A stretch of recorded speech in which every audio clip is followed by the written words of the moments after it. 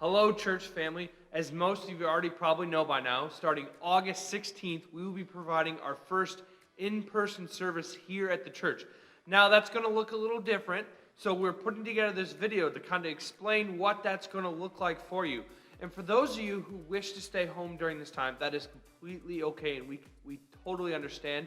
And we're going to make it our goal to continue to provide great content, great service for you online each Sunday as we go live into our in-person services throughout the next coming time. But to kind of start that off, I'm going to kind of ask some questions that I think a lot of you may be asking of what this will look like. And Katie's going to do a great job of answering that and telling us this is what we can look forward to. So the first question, I'm excited to come back to the church building, which I'm sure a lot of you are. What do I need to do in order to attend a service in person here at the church? Unfortunately, we're only currently allowed to have 50 people in our building at a time.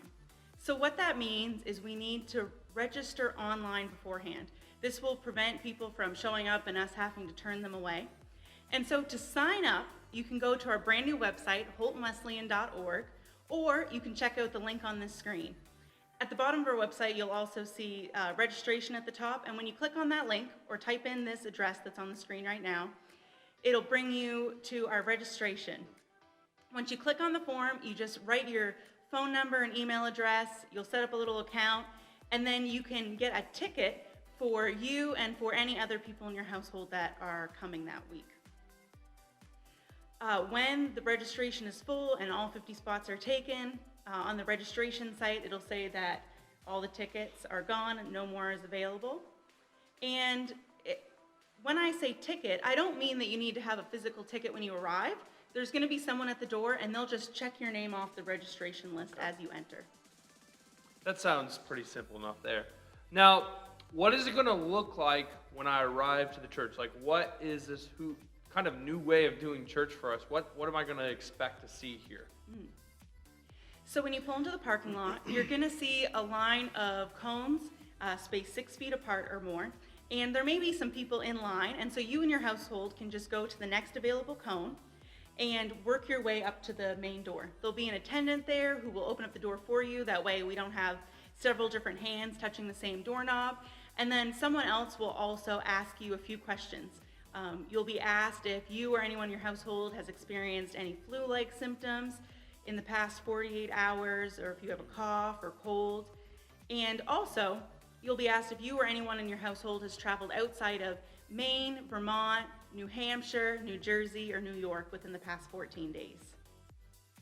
Now, we know that mask is sort of a big thing around here, especially around Holton right now, and most of Maine is wearing masks in the stores. So what is sort of our policy on masks in order so that we can keep other people safe?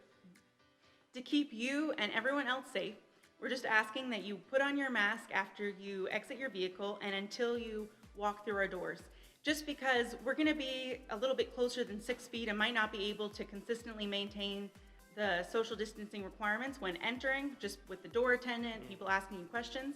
And so the whole time you enter until you get to your seat, we ask that you keep your mask on.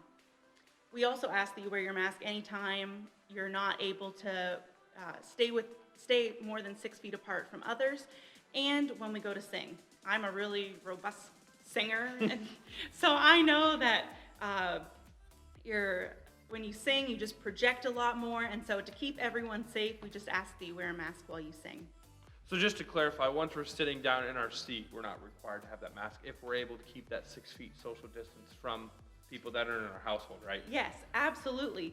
So we are going to have the chair set up so that there is a place for each household to sit together 6 feet or more apart from the other families in the church. Okay. And so once you get to your seat and you're socially distanced from everyone around you, you can remove your mask for the service.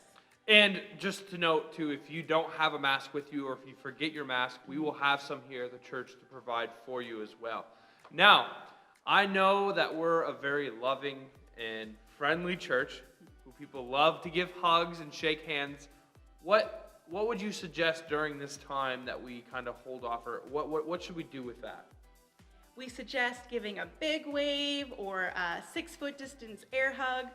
Many of you have probably Air met five. up with people in the grocery store or Walmart, and it is fairly easy to maintain a conversation 6 feet apart.